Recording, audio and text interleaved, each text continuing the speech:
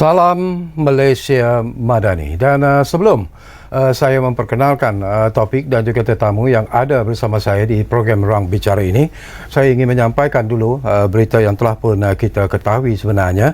Dan pagi ini kita dikejutkan sebenarnya dengan berita sedih di mana kita kehilangan seorang yang pemurah dan prihatin dengan nasib rakyat, iaitu bekas yang di-Pertua Negeri Sarawak Tun Pehin Sri Abdul Talib Mahmud. Dan mantan yang di-Pertua Negeri Sarawak Allahyarham Tun Abdul Talib Mahmud, yang juga bekas Ketua Menteri Sarawak selama 6 penggal, meninggalkan seorang balu dan 4 orang anak. Kerajaan Sarawak sendiri pun telah mengumumkan ataupun mengisytiharkan berkabung selama 2 hari, iaitu bermula hari ini, susulan pemergian Tun Abdul Talib Mahmud. Berkongsi sifat Allahyarham yang tidak diketahui ramai, Tun Abdul Talib Mahmud bukan saja dianggap seorang yang tegas, tetapi juga seorang pemimpin yang amat prihatin terhadap kebajikan masyarakat. Jadi sama-samalah kita berdoa semoga Allah dan juga roh Allahyarham ini sebenarnya ditempatkan oleh Allah dalam kalangan mereka yang beriman. Al-Fatihah.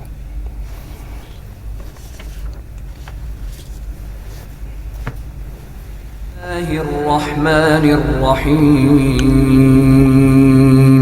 الحمد لله رب العالمين الرحمن الرحيم مالك يوم الدين إياك نعبد وإياك نستعين اهدنا الصراط المستقيم صراط الذين أنعمت عليهم غير المغضوب عليهم ولا الضالين.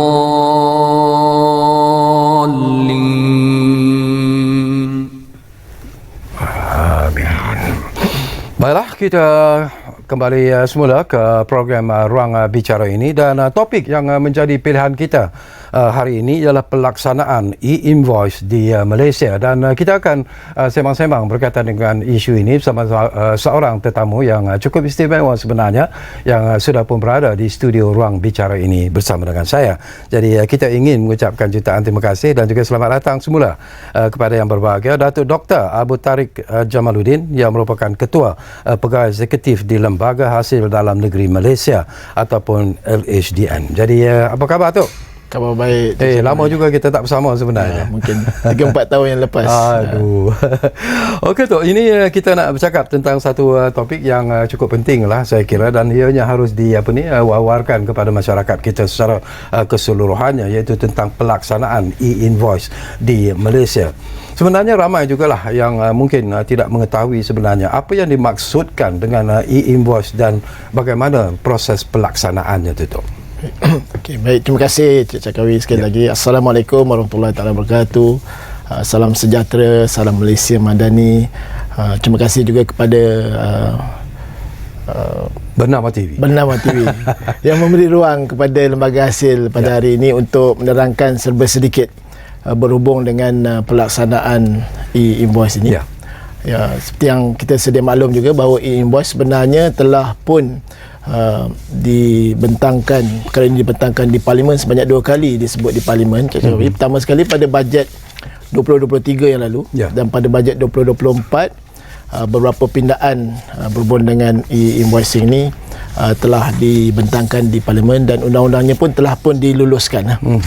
Jadi berbalik pada isu apa itu e-invoice ini, kita tahu bahawa invoice merupakan sebahagian daripada dokumen transaksi biasalah untuk suatu jual beli barang dan juga perkhidmatan yang diberikan. So pada masa sekarang sudah tentu invoice ini dikeluarkan secara manual, dan mungkin juga ada yang telah pun menggunakan sistem yang sedia ada. Tapi dalam konteks atau environment e-invoice ni, kita memang memerlukan semua invoice itu dikeluarkan secara digital. So maklumat yang ada dalam e-invoice ini sebenarnya adalah maklumat yang sama yang ada dalam dokumen invoice pada masa sekarang lah. Cumanya ianya perlu secara digital. Dan satu lagi komponen penting pelaksanaan e-invoice ini ialah ianya perlu mendapat validasi daripada pihak lembaga hasil dalam negeri Malaysia. So e-invoice secara digital ini akan perlu dikemukakan secara elektronik juga kepada pihak lembaga hasil, dan kemudiannya selepas diberi validasi dikembalikan kepada penjual, dan barulah penjual menyerahkannya kepada pembeli. Itu proses e-invoice yang kita cadang akan dilaksanakan di Malaysia lah. Pelaksanaannya secara berperingkat. Peringkat pertama adalah untuk syarikat yang mempunyai jualan melebihi 100 juta. Itu bermula daripada 1 Ogos lah. 1 Ogos 2024 ini. Dan fasa kedua untuk 25 juta ke 100 juta tadi bermula pada 1 Januari 2025, dan untuk semua yang terlibat dalam pengeluaran invoice ini adalah mulai 1 Julai 2025 nanti. So pelaksanaannya secara berperingkat lah, bagi membolehkan mereka-mereka bersedia juga dalam melaksanakan e-invoicing ini. Satu persoalan yang mungkin penting dan menarik juga dibawakan di sini ialah seperti apa yang Datuk sebut tadi. Kita mengetahui lah tentang apa itu e-invoice, tapi persoalan yang menarik juga, kenapa LHDN merasakan bahawa e-invoice ini perlu dilaksanakan, dan apakah faktor utama sebenarnya yang mendorong LHDN ataupun kerajaan untuk melaksanakan e-invoice ini, Datuk? Baik, dari segi sudah tentulah kita telah menjalankan banyak kajian berhubung dengan pelaksanaan e-invoice ni di beberapa negara. So kita lihat keberkesanan e-invoice ni dalam konteks dua aspek lah. Pertamanya kepada peniaga itu sendiri, dan keduanya kepada pihak pencukaian sendirilah. So dari segi peniaga itu, fokus kita mengetahui hasil daripada lawatan yang kita telah buat. E-invoice ni sepatutnya berjaya meningkatkan kecekapan pelaksanaan perniagaan itu sendiri. Dan yang kedua dia yang mendorong kerajaan untuk melaksanakan e-invoice ni sudah tentulah untuk meningkatkan kecekapan pentadbiran pencukaian di lembaga hasil. So dia ada manfaatnya bila dilihat dalam dua konteks tersebut lah. Satu soalan juga yang saya nak dapat pencerahan daripada Datuk lah. Apakah pengenalan e-invoice ini sebenarnya mungkin disebabkan oleh sebelum ini berlaku penipuan daripada peniaga-peniaga dan sebagainya yang mungkin tidak declare jumlah yang mereka jual yang sebenarnya. Apakah itu sebenarnya antara faktor yang menyebabkan kerajaan memperkenalkan e-invoice? Sudah tentu seperti yang saya nyatakan tadi. Kalau kita melihat dari segi pematuhan isu-isu pencukaian dan meningkatkan kecekapan pelaksanaan pentadbiran pencukaian itu sendiri, pelaksanaan e-invoice ni seperti yang saya maklumkan tadi, di mana maklumat itu perlu sampai kepada pihak lembaga hasil dahulu. Kita akan capture maklumat tersebut. So kita mempunyai maklumat berhubung dengan transaksi yang berlaku dalam negara lah, maklumat perniagaan. So sudah pastinya pendapatan dari segi perniagaan, pendapatan daripada aktiviti perniagaan ini memberi kesan kepada isu pencukaian itu sendiri. So kita mengharapkan melalui proses e-invoicing ini, maka pihak lembaga hasil akan mendapat maklumat-maklumat yang lengkap berhubung dengan transaksi-transaksi yang berlaku dalam negara. Dan secara tidak langsung kita lihat kalau isunya untuk memastikan ketirisan itu berkurangan, itu antara juga salah satu objektifnya. Sekiranya kita melaksanakan sepenuhnya e-invoice bagi semua transaksi perniagaan yang berlaku dalam negara. Bila Datuk sebut tentang ketirisan, ini pun satu aspek yang bagi saya cukup penting sebenarnya tu ya. Katalah dengan pelaksanaan e-invoice ini, kalaulah saya seorang peniaga, saya menjual barangan kepada pembeli misalnya, kalau dengan harga mungkin RM2,000, tetapi dalam declaration e-invoice itu saya menyebut bahawa saya menjual RM1,500 lah misalnya. Apakah LHDN boleh trace penipuan seperti ini sebenarnya? Baik, bila kita lihat perkara tersebut, untuk penjual mungkin pelaporan yang hanya dibuat adalah RM1,500 tadi. Walaupun sebenarnya pendapatan yang diterima adalah RM2,000.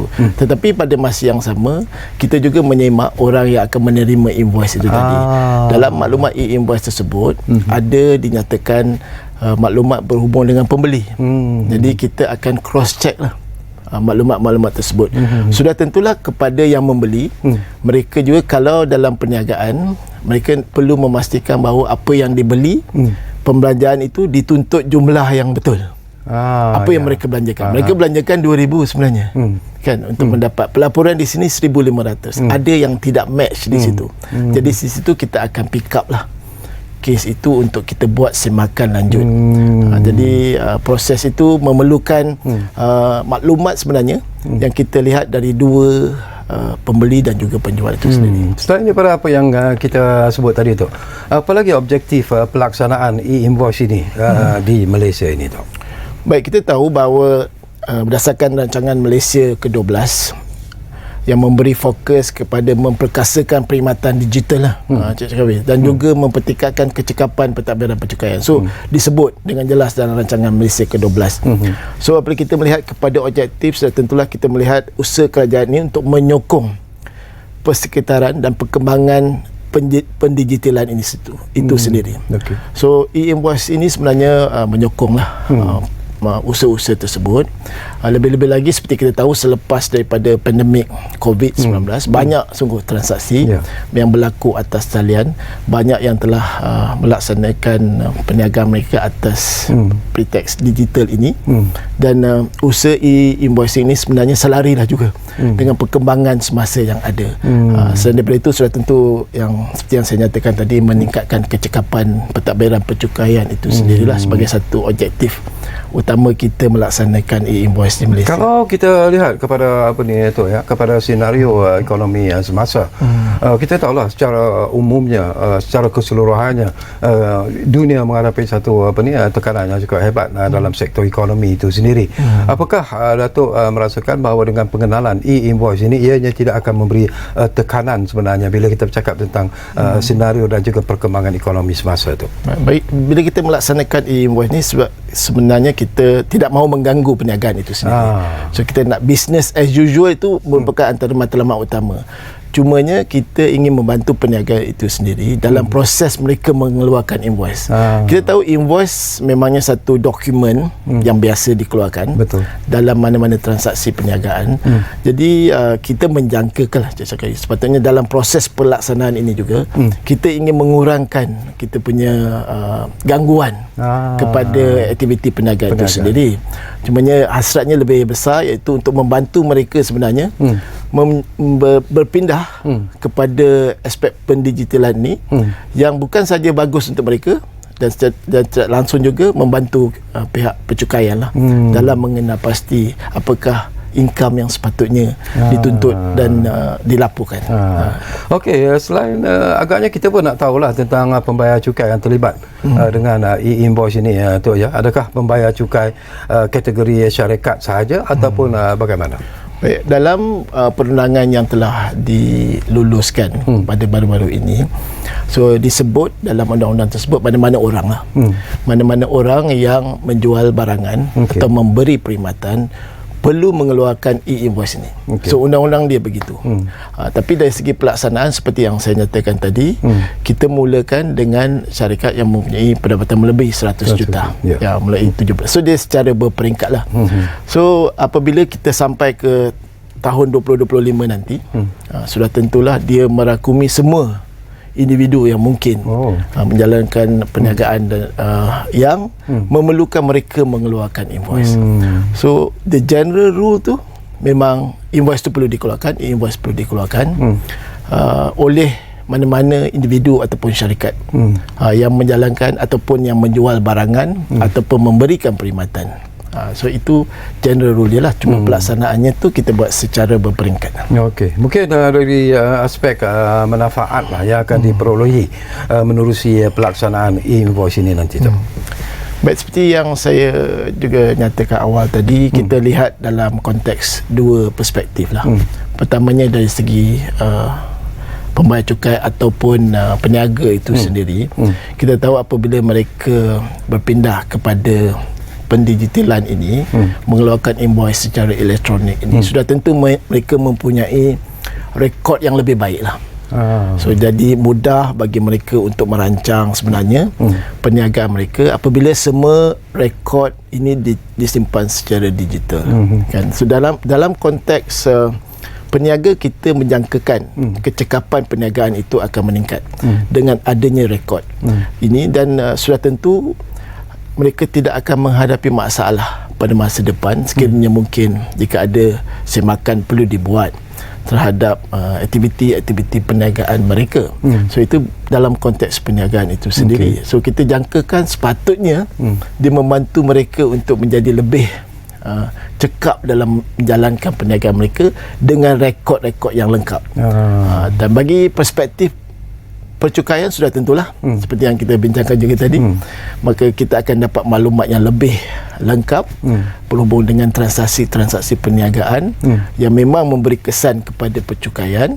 Dan daripada maklumat ini kita mengharapkan pematuhan akan berlaku dengan lebih baik. Manfaat lain sebenarnya dalam proses, contoh kepada pembeli lah. Pembeli, kalau kita tahu ada beberapa pembelanjaan yang boleh dituntut. Kan, pembelanjaan boleh dituntut. Contoh kalau kita beri mungkin komputer dan sebagainya boleh dituntut. Jadi apabila kita membeli dan invoice dikeluarkan dan ada maklumat berkaitan dengan pembeli tersebut, pada masa hadapan bila katalah saya pembeli, saya memberikan maklumat berhubung dengan pembelian tersebut, pada masa hadapan kita menjangkakan bahawa jika saya mengemukakan return, maklumat itu telah ada dengan lembaga hasil, apakah perkara-perkara yang boleh saya tuntut. So saya tidak perlu lagi mungkin menyimpan rekod-rekod atau risit-risit. Pihak lembaga hasil telah pun mengetahui apakah perkara-perkara yang dibeli dan yang boleh dituntut sebagai relief percukaian. Jadi sebenarnya kita jangkakan, kita harap apabila pelaksanaan e-invoice ni secara menyeluruh nanti, semua pihak mengeluarkan e-invoice ini, maka untuk pembeli yang ada isu-isu relief ni, keperluan untuk menyediakan resit atau bukti-bukti itu kita jangkakan tidak perlu lagi lah. Sebab telah ada rekodnya pada lembaga hasil. So kita boleh pre-fill lah, kita jangkakan. So you tahu apa income you, kami pun kita mungkin tahu juga apa pendapatan, kita boleh tahu juga apa pembelanjaan. So semuanya telah kita jangkakan, pematuhan itu sepatutnya meningkat. Dari pengalaman lembaga hasil dalam negeri sendirilah, apakah di kalangan pengguna, khususnya lah pembeli, kita ambil sebagai satu contoh yang baik, apakah masih timbul masalah tidak melaporkan tentang harga barangan yang dibeli dan sebagainya, dan mereka juga ada juga di luar sana yang suruh saya bertanya seolah-olah ini cuma semacam perangkap sebenarnya untuk menjamin bahawa apa yang mereka beli, berapa yang mereka belanjakan itu akhirnya akan dapat diketahui oleh lembaga hasil sebenarnya. Kita tahu bahawa banyak juga sekarang ekonomi yang masih ekonomi tunai lah, cash ekonomi ni. Memanglah ada ruang di situ. Kita tidak boleh nafikan lah bahawa bila kita melaksanakan transaksi secara cash, maka ada ruang mungkin untuk tidak melaporkan yang betul. Tetapi kita jangkakan dengan e-invoicing ni bukanlah dianggap sebagai perangkap, tetapi satu pelaporan yang kita jangkakan dapat mengatasi isu ini, kerana kita pelaksanaan dia menyentuh dua pihak. Kan, pihak yang membeli itu jika mereka ingin menuntut sebagai pembelanjaan, maka mereka akan menuntut jumlah yang betul. Jadi yang menjual ini tiada pilihan untuk menjual, melaporkan benda yang betul juga. So perkara ini secara tidak langsung lah sudah pasti akan meningkatkan kadar pematuhan peniaga-peniaga kita. Okey, kita akan sambung lagi Datuk, tapi seperti biasalah kita akan berehat dulu buat seketika. Dan tak tahulah kalau Datuk ingin membuka talian sebenarnya kepada penonton-penonton yang mungkin ingin bertanya sesuatu berkaitan dengan isu ini, kerana ini juga satu isu yang cukup penting, tapi saya bergantung kepada Datuk telah pun memberi keizinan sebenarnya. Jadi kita benarkan juga anda yang mungkin ingin bertanya apa saja berkaitan dengan topik yang sedang kita bincangkan ini. Jadi kita buka melalui satu talian, iaitu 0326979768. Jadi kita rehat dulu buat seketika, kembali semula sebentar saja lagi bersama kami di Ruang Bicara, tentunya di Bernama TV. Kita jumpa lagi selepas ini.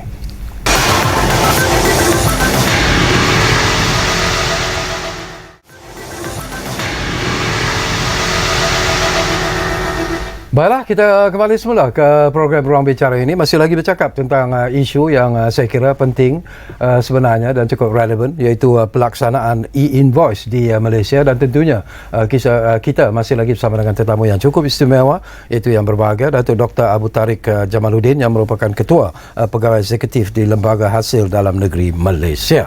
Dan macam saya sebut tadilah, atas keizinan Datuk jugalah, kalau anda juga mungkin ingin bertanya apa saja berkaitan dengan isu ini, jadi Datuk benarkan sebenarnya. Jadi gunakanlah talian kami di 03-2697-9768. Baik, mungkin penting juga untuk kita ketahui di sinilah, tentunya lah pelaksanaan e-invoice ini juga mempunyai satu mekanisme pelaksanaan yang tertentu. Mungkin boleh kita kongsikan bersama dengan Datuk? So, kita ada dua mekanisme yang akan kita laksanakan. Satunya menggunakan portal My Invoice ini. Okey. So portal My Invoice ini dibangunkan oleh pihak lembaga itu sendiri.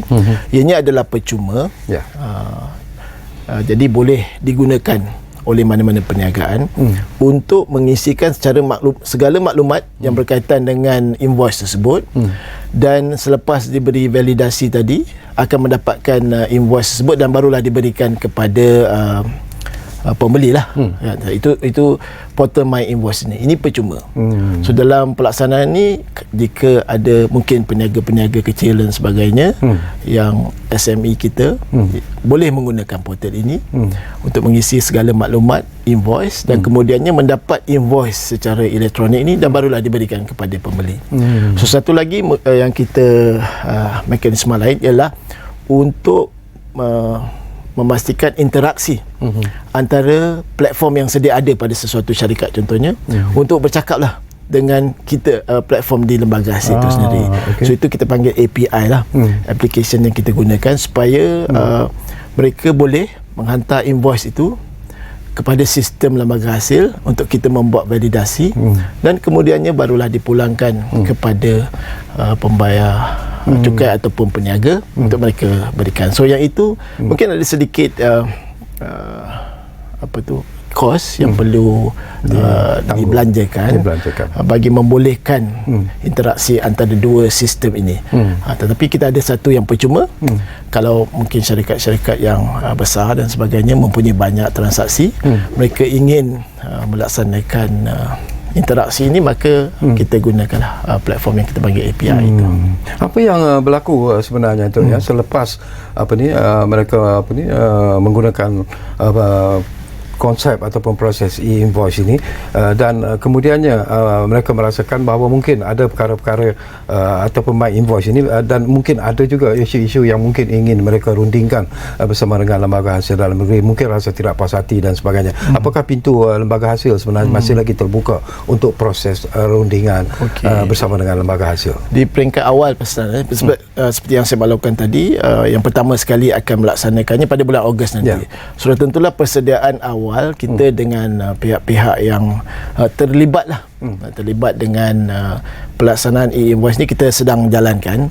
Kita juga kita ada juga pilot project untuk perkara ni, melibatkan syarikat-syarikat, hampir 90 syarikat yang akan mencuba dahulu proses e-invoicing ini sebelum kita melaksanakannya secara penuh lah pada Ogos nanti. So sebenarnya banyaklah libat urus sebenarnya cakap-cakap yang kita jalankan dengan pihak-pihak berkepentingan bagi membantu mereka dalam proses pelaksanaan ini. Kita akui banyak isu kita terima, beribu-ribu isu kita terima daripada peniaga berhubung dengan perkara ini. Kita pada peringkat ini memang ingin mengetahui apakah masalah mereka. Kita ingin tahu dan kita beri solution kepada mereka, bagaimanakah perkara ini boleh dilaksanakan. So di peringkat pelaksanaan begitulah. Kalau nak kata rayu kemudian tu, saya jangka itu kita tunggulah sehingga pelaksanaan itu bermula. Tapi di tingkat persediaan ini memang kita secara agresif sebenarnya memberikan taklimat dan sebagainya berhubung dengan pelaksanaan e-invoicing.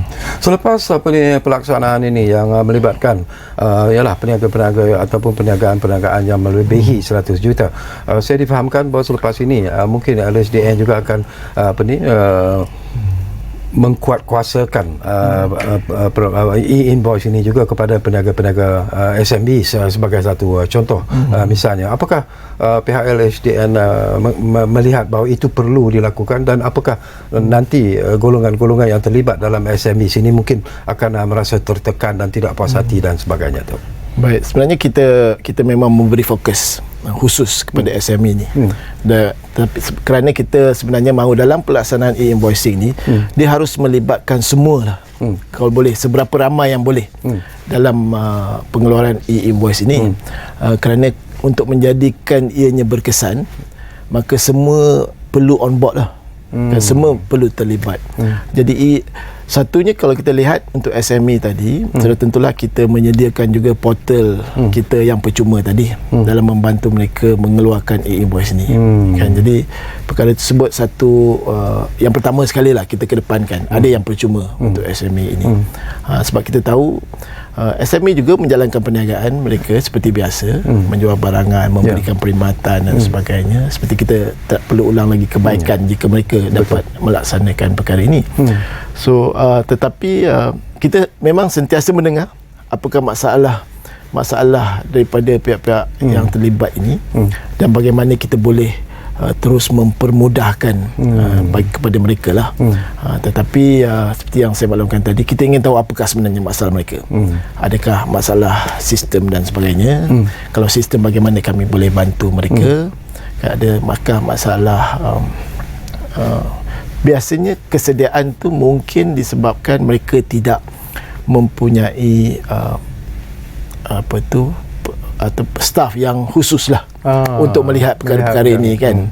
Jadi mungkin kita mintalah mereka untuk mula melihat kepada perkara ini, menyediakan orang-orang yang spesifik untuk memastikan pelaksanaan e-invoice ini dapat dilaksanakan.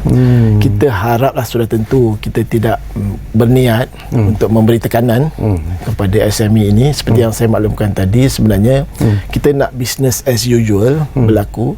Kalau biasanya keluarkan invoice, cuma yang kita hendakkan ialah ianya dilakukan secara kaedah elektronik. Sebelum pelaksanaan ini dikuatkuasakan, apakah lembaga hasil juga sebenarnya menyediakan ruang dan juga peluang lah kepada golongan-golongan tertentu, terutamanya yang terlibat dalam SME sini, untuk mendapat penerangan, penjelasan, dan sekaligus juga mungkin lembaga hasil juga boleh memberi bimbingan sebenarnya supaya mereka mendapat satu gambaran yang cukup jelas sebenarnya berkaitan dengan e-invoice. Sudah tentu, sudah tentu Cik Syakawi, kita pun sebenarnya kita punya coverage ni, kita punya taklimat ni di seluruh negara, semua cawangan-cawangan lembaga hasil di seluruh negara, kita memang minta pastikan mereka berjumpa dengan pihak-pihak yang berkaitan SME di kawasan mereka, di negeri mereka, untuk memberi penjelasan berhubung dengan pelaksanaan e-invoice ni. Kita maklum bahawa mungkin masih ramai lagi yang mungkin tidak pasti bagaimana kaedah dan cara untuk melaksanakan. So kita masih ada tempoh lagi kepada mereka-mereka yang di bawah 25 juta ini. 25 juta sales dia setahun sampai Julai tahun hadapan. So sangat agresif, sehingga tahun hadapan kita akan pergi kepada mereka untuk memberi penerangan berhubung dengan pelaksanaan e-invoice. Ada juga yang Datuk yang merasa bimbang, yang membangkitkan tentang isu apabila sistem ataupun urusan yang dibuat secara dalam talian, digitalisasi dan juga sebagainya ni, ada setengah pembayar cukai yang merasakan bahawa data mereka mungkin tidak selamat, boleh digodam ataupun diketahui oleh pihak lain. Jadi jaminan daripada Datuk berkaitan dengan isu ini. Baik, isu keselamatan sudah tentulah bila kita menyebut mengenai transmission menggunakan teknologi dan sebagainya, data-data yang kita simpan ini menjadi keutamaan kepada lembaga hasil untuk memastikan ianya terjaga dengan baik. So dari aspek peruntukan undang-undang, saya lihat dari dua perkara. Satunya, bila data-data itu diterima di peringkat kami, so data-data ini sudah tentulah satu data percukaian yang kita jaga kerahsiaannya. So yang kita tidak akan gunakan untuk tujuan selain daripada pencukaian. So itu satu. So pegawai-pegawai pun memang tidak boleh mendedahkan maklumat-maklumat pencukaian yang diterima. Kalau mendedahkan juga adalah satu kesalahan di bawah undang-undang lah, undang-undang pencukaian itu sendiri. So itu dari segi kerahsiaan data maklumat yang diberikan, maklumat perniagaan, kita jaga dari konteks kerahsiaan. Keduanya, kita sudah tentu apabila ia melibatkan sistem, dia ada anasir-anasir yang ingin mengganggu sistem ini. So dari segi itu pun kita tentunya menyediakan segala solution dia lah untuk memastikan perkara itu dapat dielakkan. Sebagaimana Cik Syakir mungkin sedia maklum, lembaga hasil ni dari segi e-filing kita, e-filing kita telah berjalan pada tempoh yang agak lama juga, di mana volume dia juga tinggi dan sebagainya. Alhamdulillah, setakat ini kita berjaya memastikan keselamatan proses pengemukaan e-filing secara elektronik ini berjalan dengan baik. So kita jangkakan proses yang sama juga akan berlaku untuk e-invoicing ini dari segi kawalan keselamatannya, dari segi datanya, dari segi transmissionnya. Kedua-duanya kita akan pastikan akan selamat lah. Itu memang itu jaminan daripada kita jaminan kita ya. Dan kita ada track record yang baik setakat ini. Kita harap track record itu kekal. Okey, satu lagi aspek juga saya nak dapatkan pandangan daripada Datuk lah selaku Ketua Pegawai Eksekutif di Lembaga Hasil Dalam Negeri. Ada juga yang mengatakan bahawa pelaksanaan ataupun perkara-perkara menarik yang telah pun dirancang oleh Lembaga Hasil Dalam Negeri ini, ada yang mengatakan ini pandangan di luar sana tu ya, disebabkan oleh tekanan yang diberikan oleh pihak-pihak tertentu dalam usaha untuk meningkatkan kutipan hasil negara ataupun kutipan cukai yang mungkin akan dapat dipertingkatkan. Jadi apakah itu sebenarnya yang berlaku kepada lembaga hasil? Apakah lembaga hasil terpaksa melakukan ini kerana tekanan daripada pihak-pihak tertentu? Sudah tentu tidak. Seperti yang saya maklumkan tadi, dalam kita merancang untuk melaksanakan e-invoice ini, kita telah lihat pelaksanaannya di banyak negara. Bagaimanakah negara-negara tersebut memanfaatkan e-invoicing ini dari segi pencukaian. So ke arah pendigitalan itu memang ada di semua tax authority di seluruh dunia lah. Jadi kita pun saya rasa pandemik itu salah satu manfaatnya lah yang mendorong kita terus untuk berubah kepada memberi dorongan momentum lah sebenarnya untuk pergi kepada isu elektronik ini, pendigitalan ini, dan tidak ada agenda lain atau tekanan lain berhubung dengan pelaksanaan e-invoice ini. Tetapi kita harus akui pelaksanaannya di seluruh dunia, di negara-negara yang telah melaksanakannya, sudah tentulah dia dapat mengurangkan antaranya ekonomi bayangan lah, ekonomi yang tidak dapat kita kenal pasti, pihak-pihak yang tidak melaporkan dengan betul dan sebagainya. So kebaikan dalam aspek itu memang ada, terbukti di negara yang telah menjalankan, peningkatan itu berlaku. So kita jangkakan juga sepatutnya elemen-elemen ekonomi bayangan ini akan dapat kita, kalau tak dapat hapuskan, kurangkan dengan pelaksanaan e-invoice ini.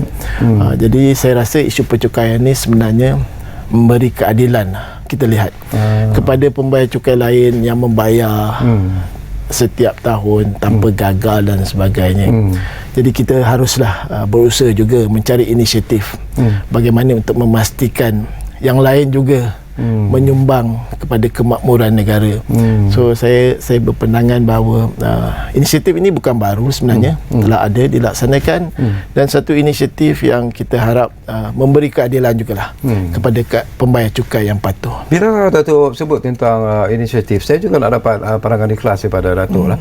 Apakah Datuk melihat bahawa setelah pelbagai inisiatif sebenarnya telah pun dilakukan oleh Lembaga Hasil Dalam Negeri, Datuk sendiri dan rakan-rakan dalam Lembaga Hasil dapat melihat tentang peningkatan kesedaran di kalangan rakyat Malaysia, terutamanya mereka yang berada dalam golongan sebagai pembayar cukai itu? Apakah ia menunjukkan satu peningkatan yang cukup membanggakan, memberansangkan tu? Ya, sudah tentu. Sebenarnya sumbangan pembayar cukai di negara ini sudah tinggi juga sebenarnya.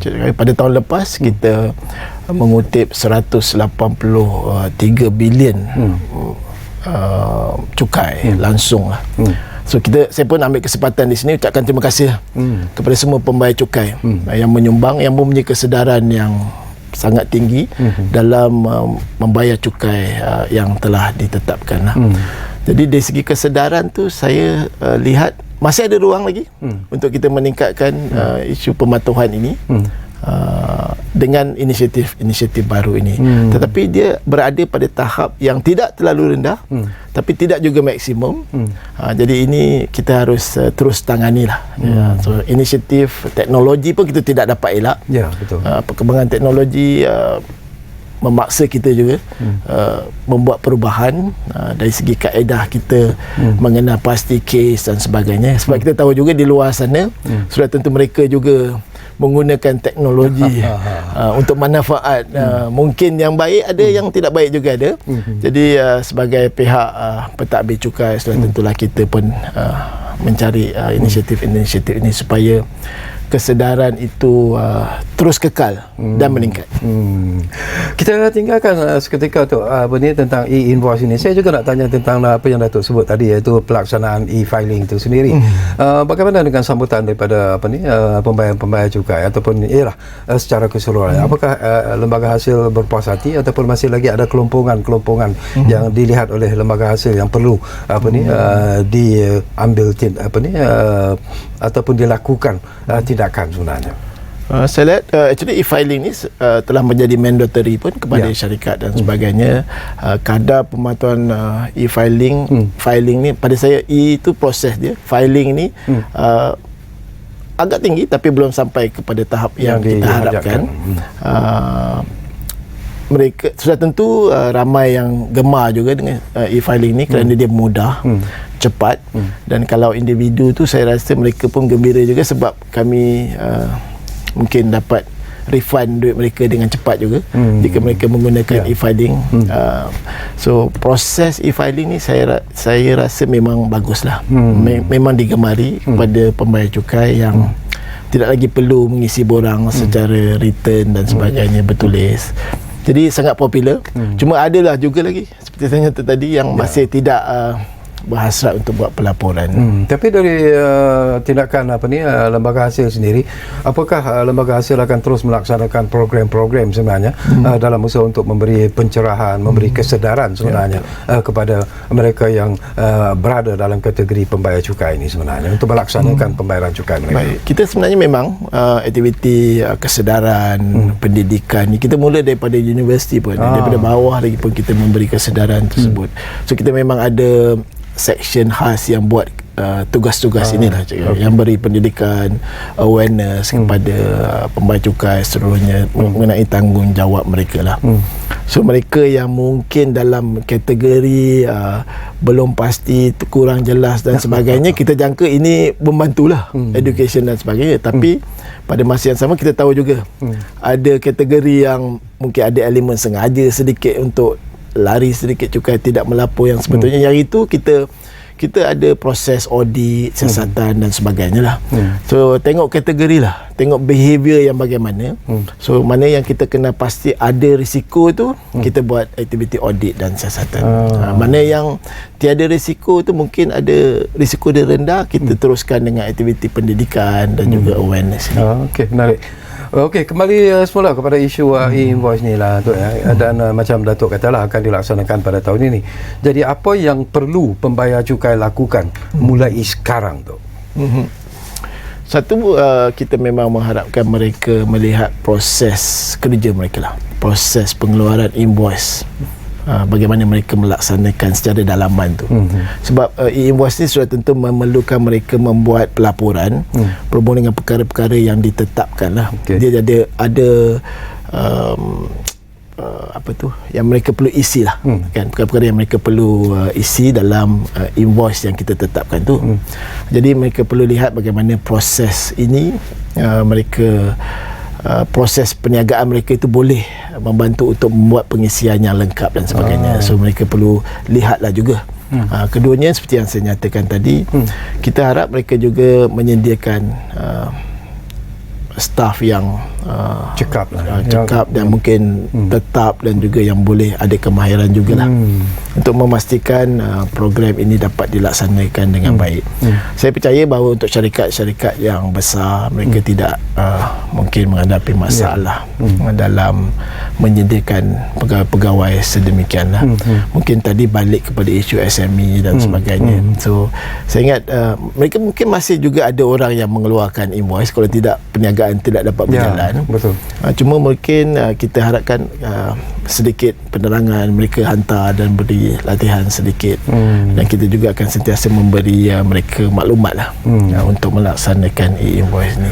Okey, kita berehat Datuk buat kali terakhir, dan kembali nanti mungkin tak banyak lagi masa yang tinggal, tapi saya percaya mungkin ada lagi persoalan yang sempat saya kongsikan bersama dengan tetamu kita di studio, dan kita masih lagi tentunya akan bercakap tentang pelaksanaan e-invoice di Malaysia. Kita lihat buat kali terakhir.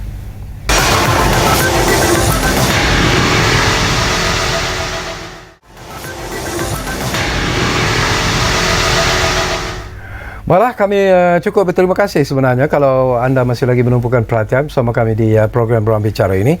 Dan bila kita cakap tentang pelaksanaan e-invoice di Malaysia, ini sesuatu yang cukup penting sebenarnya. Dan tadi pun barangkali Datuk Dr. Abu Tariq, ada lagi perkara sebenarnya yang ingin Datuk perjelaskan supaya ialah mereka di luar sana ini mendapat gambaran yang lebih jelas bila kita bercakap tentang e-invoice ini sebenarnya tu. Silakan. Pertama saya ingat dari segi proses lah yang saya perlu terangkan sedikit, sebab saya juga ada maklum tadi prosesnya di mana ada elemen validasi lah, kita pengesahan dari pihak lembaga hasil. So itu satu perkara yang saya rasa sangat signifikan. Proses di mana dokumen akan dihantar kepada pihak lembaga dan akan ada proses pengesahan. Dan pengesahan itu sebenarnya mungkin saya nak terangkan sini bukan mengambil masa lama lah. Dia dari segi sistem tu kita jangkakan dalam 2 saat tu dia sudah kembali. So tidak disedari pun oleh mereka yang mengeluarkan invoice tu. So validasi ini berlaku secara pantas dalam tempoh yang sangat singkat. Tidak sepatutnya tak disedari, telah siap tersedia untuk dikemukakan kepada pembeli. So itu dari segi proses. Mungkin tanya validasi berapa lama pula lembaga hasil nak ambil ni, 2-3 hari baru keluar invoice. Tidak. Sistem memang pada waktu yang sangat-sangat singkat.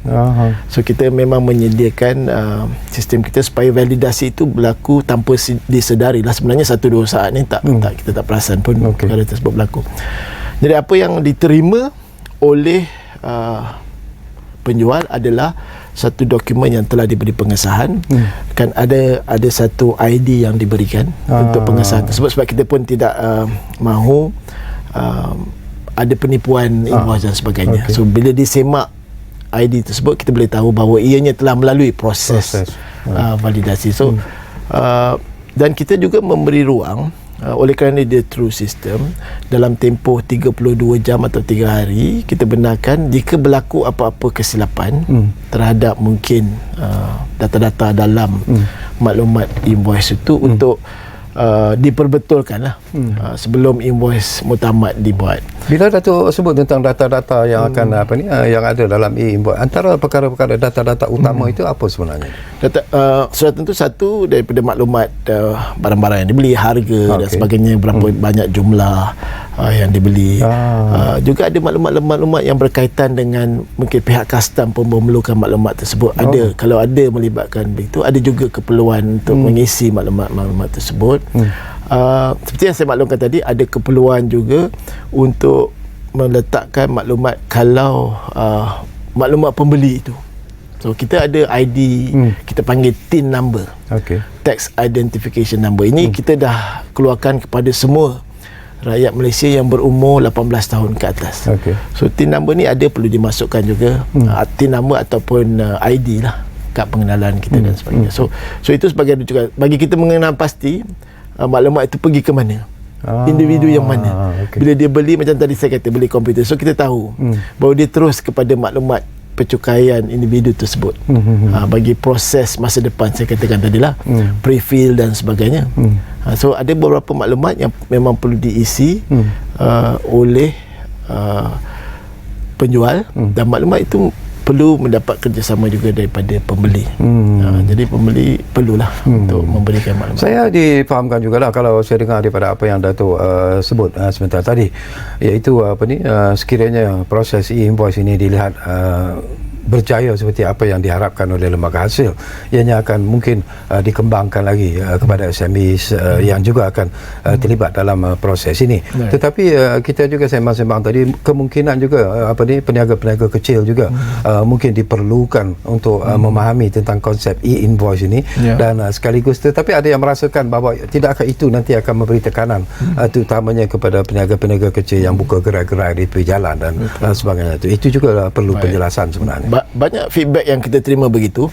Ada yang mungkin memberi interest kepada topik ini melihat dalam konteks demikian, bahawa bagaimana makcik goreng pisang, makcik goreng pisang jual nasi lemak dan sebagainya, bagaimana mereka nak melakukan perkara tersebut. Okey, saya nak jelaskan satunya dari segi infrastruktur dia. Infrastruktur yang kita sediakan memang juga membolehkan mana-mana peniaga untuk melakukan invoice ni. So infrastruktur dia ready. Dari segi pelaksanaan, adakah kita akan terus pastikan mereka buat atau tidak? Itu satu pertimbangan yang kita akan sentiasa lihatlah. Pada masa ini kita sediakan platform yang ada. Kita encourage pada kita, even pada makcik-makcik ataupun mana-mana peniaga, adalah baik juga mereka mempunyai rekod perniagaan dan sebagainya. Betul. So kita sediakan platform itu untuk mereka. Mungkin persoalan yang timbul, adakah penalti nak dikenakan kalau tak buat dan sebagainya. Itu satu perkara yang masa hadapan yang tentunya kita perlu lihat. Saya setuju kepada mereka peniaga-peniaga kecil, mungkin kita beri beberapa kelonggaran dari segi penalti dan sebagainya sebelum mereka betul-betul dapat memahami dan melaksanakannya. Tetapi hasratnya kita rasa benda ini bukan baik saja untuk tax authority, tetapi juga hasrat kerajaan dari segi pendigitalan tadi, perniagaan, untuk mereka mempunyai rekod yang bagus dan sebagainya, terpakai kepada semualah. Tapi kita tak perlu lihat dia dari segi konteks percukaian saja sebenarnya. Kalau kita memberi fokus percukaian saja, mungkin merasakan oh ini untuk tujuan percukaian. Tetapi kalau kita melihatnya dalam konteks perniagaan, satu perniagaan, satu record keeping yang baik, sudah tentu e-invoicing ini membantu siapa juga yang menjalankan perniagaan. Okey, kita hampir-hampir di penghujung sebenarnya. Datuk tinggal lebih kurang 3 minit saja lagi. Jadi saya beri ruang dan juga peluang. Mungkin Datuk ada seruan dan juga harapan Datuk sendiri bila kita bercakap tentang pelaksanaan e-invoice di Malaysia. Silakan Datuk. Terima kasih Jaya kerana ruang yang diberi kepada semua peniaga yang mungkin terlibat dengan proses e-invoice ini. Kita sentiasa memberi taklimat kepada mereka, membantu mereka, dan jika ada apa-apa isu berbangkit, penjelasan yang perlu diberi, boleh pergi ke mana-mana pejabat lembaga hasil untuk mendapatkan penerangan berhubung dengan perkara ini. Saya akui dia baru, satu benda yang baru, memerlukan penerangan dan juga pemahaman di pihak peniaga khususnya, bagi memastikan projek ini dapat kita laksanakanlah untuk kepentingan bersama sebenarnya. Tapi apakah Datuk merasa yakin bahawa projek e-invoice ini sebenarnya akan berjaya mencapai matlamat yang diinginkan? InsyaAllah. Sebab kita pun dah lihat kejayaan negara-negara yang melaksanakannya. So kita jangkakan kalau kita berjaya laksanakan, sudah tentu ianya akan memberi manfaat kepada kedua-dua belah pihak. Mungkin antara negara-negara yang telah pun melaksanakan e-invoice ni tu, banyak negara seperti Brazil, Mexico dan sebagainya, mereka telah melaksanakan lebih dahulu, lama dahulu perkara ini. So mereka telah ada, dan kita juga dapat maklumat peningkatan dari segi pematuhan. Dari segi pematuhan. Tapi mereka juga melihat dari segi bisnes juga lah. Bisnes punya kecekapan dan sebagainya, dinilai bahawa kita tak dapat nafikan lah. Bila kita ada rekod yang baik dan sebagainya, sudah tentu dia akan membantu perjalanan perniagaan itu sendiri. Betul-betul. Okey, terima kasih banyak-banyak kepada yang berbahagia Datuk Dr. Abu Tariq Jamaluddin, iaitu Ketua Pegawai Eksekutif di Lembaga Hasil Dalam Negeri Malaysia, kerana sudi bersama kami di program Ruang Bicara ini. Dan mungkin selepas ini tu, bila kita melihat bahawa ada progres yang cukup membanggakan bila kita bercakap tentang e-invoice ini, Datuk boleh datang lagi lah, InsyaAllah, untuk kita sembang-sembang dan mungkin yalah, walaupun ramai yang mungkin ingin memanggil tapi takut sebenarnya untuk bertanya persoalan ini, tetapi insyaAllah di masa-masa yang akan datang itu kita duduk sekali lagi di program Ruang Bicara ini dan kita terus bercakap tentang apa lagi yang akan dilakukan oleh Lembaga Hasil Dalam Negeri Malaysia dalam usaha untuk melicinkan dan sekaligus menjayakan pelaksanaan e-invoice di Malaysia ini. Terima kasih kepada anda yang menumpukan perhatian bersama kami di Ruang Bicara ini, dan jangan lupa seperti yang selalu kami janjikan kepada anda, Ruang Bicara akan terus berbicara bersama anda dari masa ke semasa. Kita jumpa lagi.